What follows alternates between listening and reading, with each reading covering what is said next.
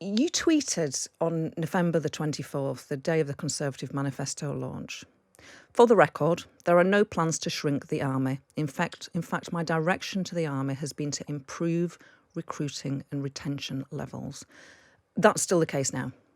Well, we still want to recruit and retain people in the armed forces. It's an excellent career, and that's what we will do. But what I've also said consistently for a long period of time is that it's really important that we let the threat drive the shape of our armed forces, not sentimentality. And I think, we have done a considerable amount of work over the last 9-10 months to assess the future battlefield, the future threat, and let that dictate to us how we should plan and develop our armed forces.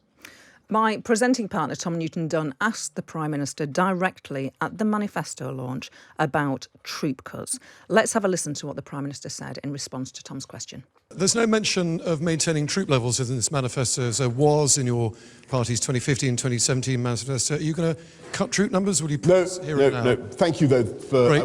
On to my second question, then, in which case.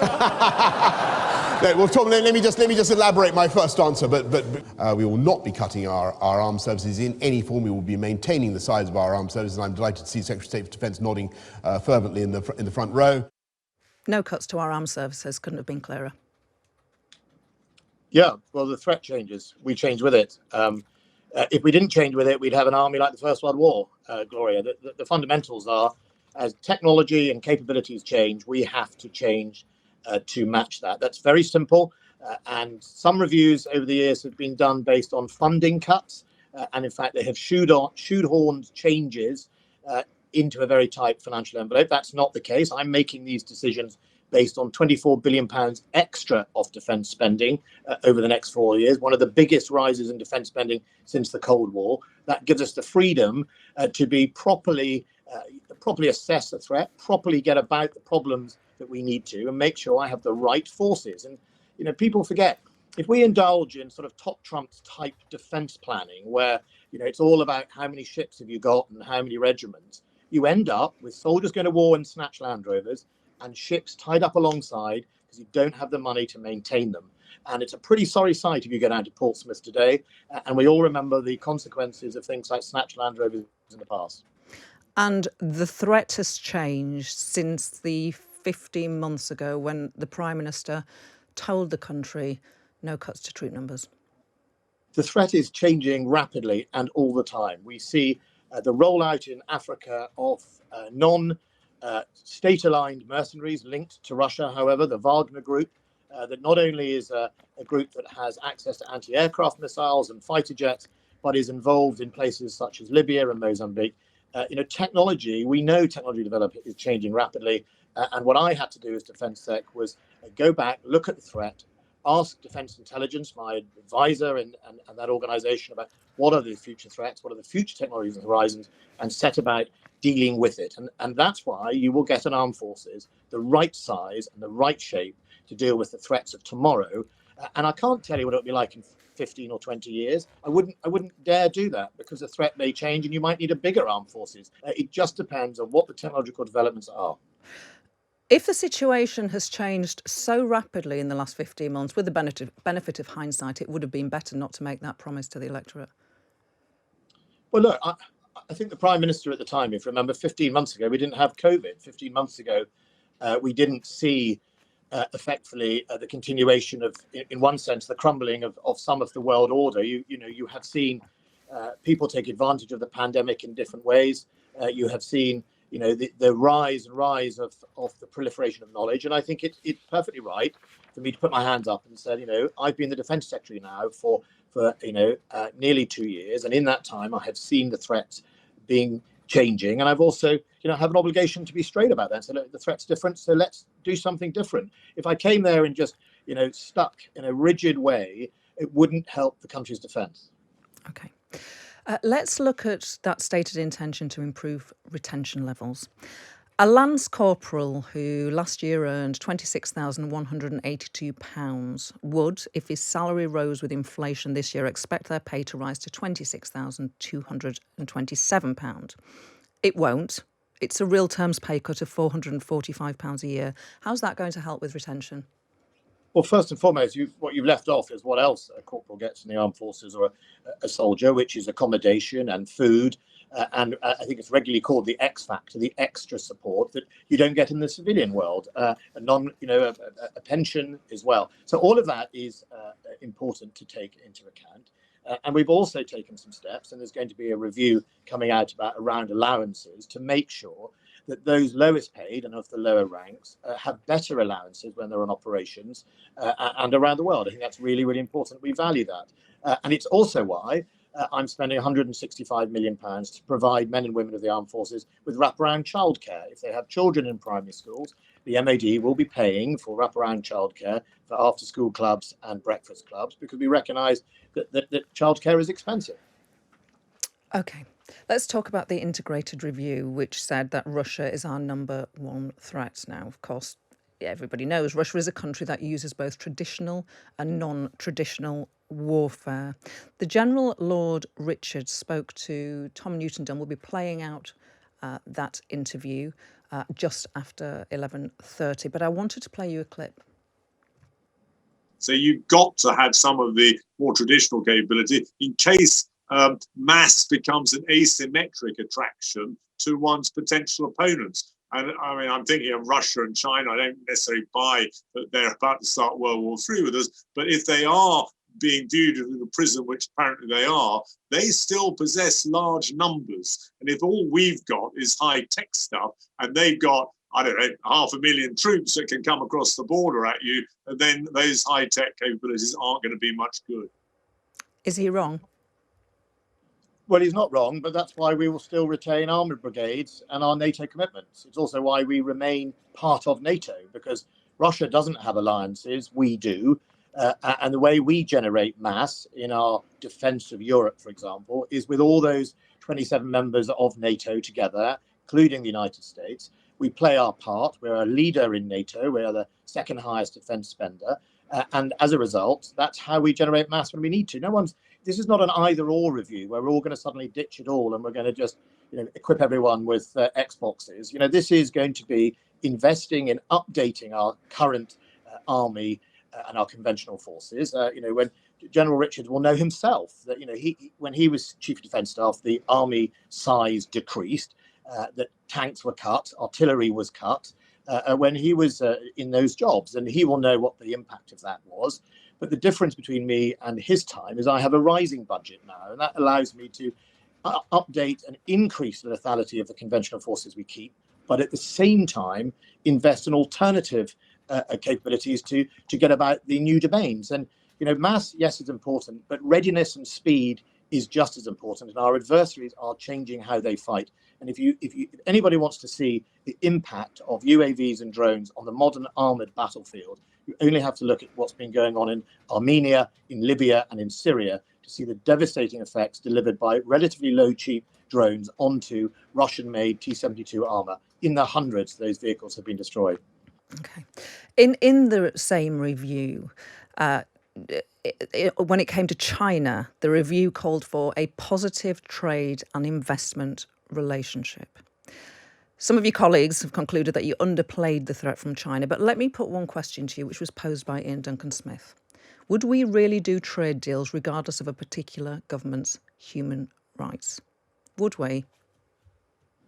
Not regardless of human rights, of course, but we also recognise in the world we're in, where we all trade and we all use Chinese products. Often, I'm looking at a picture of your studio. No doubt somewhere in that studio will be something made in China. We all do that. Our consumers benefit from lower prices through international trade. We recognise we live in the world we're in, not in the world we might wish to. And China is a very, very large trading country. We have over the years become, in my view, too dependent on Chinese trade, which is why we're making sure we're passing legislation to protect our sensitive capabilities, our intellectual property. But it's also why we think we can use those trading relationships to gain leverage to change behaviors.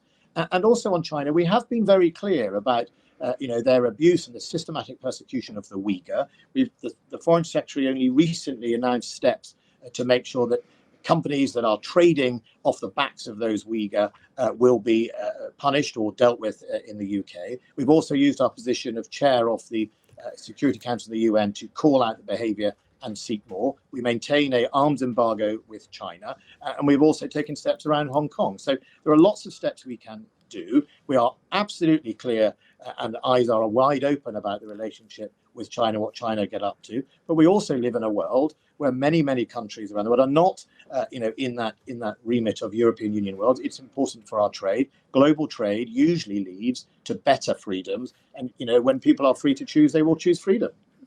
Okay. I wanted to ask you about Nazanin Zaghari-Ratcliffe. You campaigned for Britain to recognise the debt that we owe to Iran, the old debt for military tanks, from the backbenchers, recognising that Nazanin is unlikely to be released until it's paid. And last year, you recognised the debt on behalf of the government for the first time. Are you discussing ways to pay the debt with the Iranians? I can't comment on discussions we have with other governments on issues such as that. What we've said very clear is that we comply with law and the rule of law, and it is absolutely right, as I said in 2014 in my debate, that we should honour that debt and we should find ways to return it to Iran. Of course, since then, Iran has clearly indulged in a huge number of sort of hostage-taking diplomacy with a number of countries, including the United Kingdom, which makes life much harder for many people. Also, there are sanctions in place, and there are rules of law governing the sanctions. You wouldn't expect me to break sanctions in order to deal with that issue. I have to find a way of upholding our obligations legally on the debt, but also complying with sanctions. And I think that is really important. And Iran has to stop hostage diplomacy. It must not stop persecuting her or any other citizen. It's an appalling thing. I've been to Iran many times. I understand the Iranians. And the Iranians should follow their own constitution, the rule of law, respect the human rights, and allow her to come home. I want to talk to you about the COVID restrictions. The Prime Minister promised that we are on, I quote, on a one-way road to freedom by June the 21st. If that is the case, there is no need to ask Parliament to approve restriction powers beyond then, is there? Look, first and foremost, we've got the powers. We've got a plan till June. I think every single one of us hopes that these milestones are met and that it is rolled out properly. At the moment, as you say, these powers are extended to October. But, Parliament, as you know, Gloria, Parliament can rescind powers as well as put them in place. It doesn't take very much for Parliament to come back and get rid of those powers should everything be absolutely fine by June, July or August. So it is not a one-way street. But, putting it in place, giving some planning and stability, potentially in the worst case scenario, I think is a responsible thing to do. And of course, we listen to the criticism and the scrutiny done by Parliament. But I think, people like my constituents in Preston and Lancashire who have been under lockdown since August and September have made huge sacrifices, Gloria, in this process. And I don't think we want to jeopardise it by unlocking too early or indeed getting to a place where, they are unsure of the next step. So, yes, it's out to October. It's not a one-way street. We'll take it by each gateway. And come June and July, there's no doubt there might be discussions. And finally, before Tom comes into the interview, the government make a point of having the Union Jack flag in the background when they make government announcements. And of course, that's the choice of the government. But two BBC presenters have been ticked off this week. Hugh Edwards for tweeting a picture of himself with the Welsh flag and Naga Chetty for liking tweets which were less than generous about the use of that flag. Why is the use of our national flag such a source of controversy in this country? I think because in Britain, people's relationship with nationalism is a personal thing. I'm incredibly proud to be part of the United Kingdom. I think the British flag, for me, or the Union Jack, represents the Union. I believe in the United Kingdom. I don't want it to break up. I believe in what it stood for in its history. Yeah, other people may not have that view, but I don't think we should get into sort of flag politics like we've seen historically in the United States, where people, that's an ongoing issue. For me, one of the reasons ministers often have flags is a lot of our time is with foreign ministers. I sit on NATO summits. I sit on discussions with Scandinavian defence ministers or American, and it's effectively you have the flag in the background because when you're looking at a screen of 27 members, I think it's quite important everyone knows where they're speaking from. But look, people have different relationships with their how they express their patriotism and nationalism. For me, it's about patriotism. I'm proud of this wonderful, wonderful country and the men and women of the armed forces who serve in it. And, you don't have to have a flag to show that. I think you just have to uphold the values that we all abide by. Defence Secretary, good morning. It's Tom here. Hi, Tom. Let me put something else to you that General Richards said, not about troop numbers, you'll be pleased to hear. He said he believes discussions are ongoing internationally about the formation of a stabilisation force, an international stabilisation force to go into Yemen. Now, may I ask, have you personally had any discussions with anyone about the UK playing a part in a potential force going to Yemen? No. Do you expect to?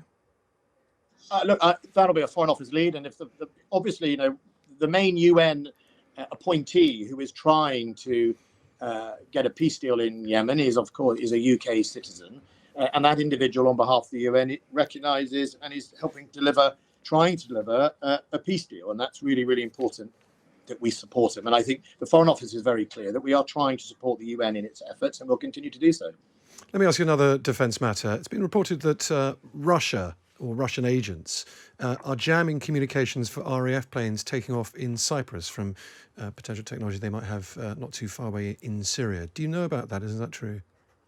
What I can say as a state, you can speculate on what the candidates are, but there are states that have jammed our aircraft coming in and out of Cyprus, including GPS, and we have measures to deal with it. But yeah, there are foreign states who have been engaged in that.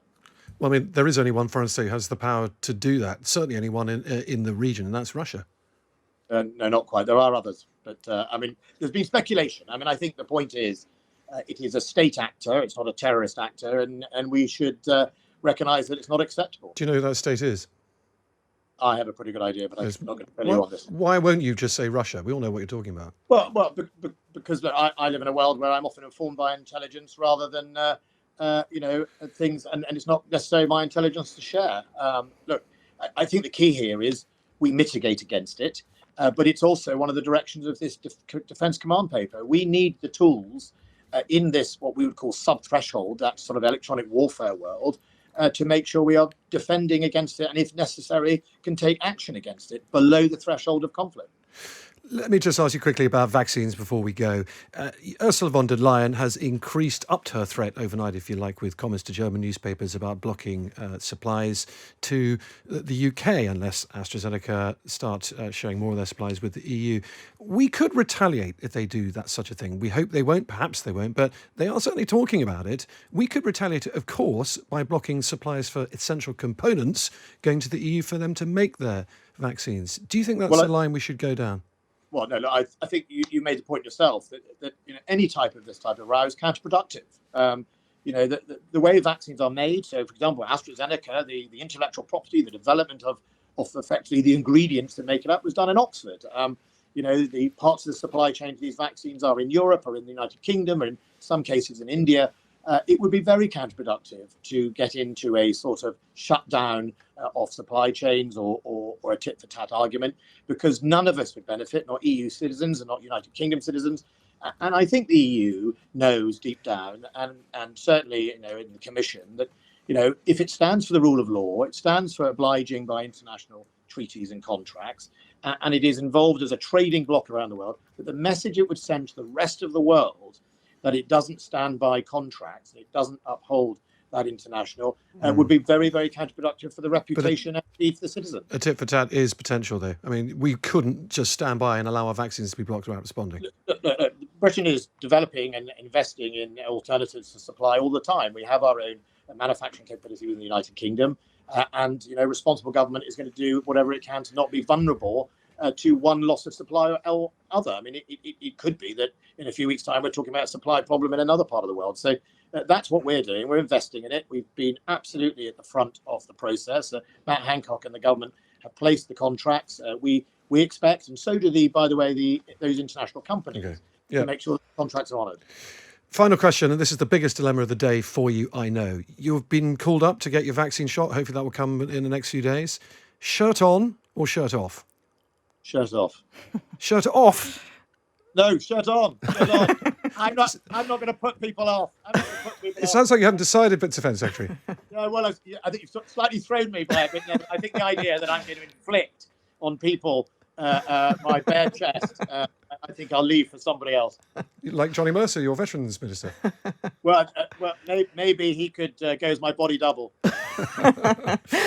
Defence Secretary, thank you very much for your time this morning. Thanks for joining us.